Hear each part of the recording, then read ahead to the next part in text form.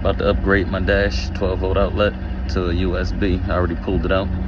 So all I gotta do is snip the wires, put the connectors, and then drill the hole out, tighten that down, and that's it. Here's all the tools you need. So do the wires one at a time, that way you don't get shocked.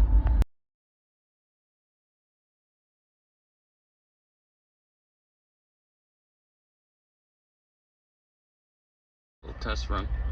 It works. And connect positive to positive, negative to negative. Alright, shove it down in there and put the lock washer on.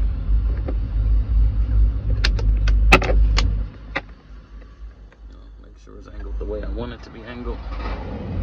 Like that.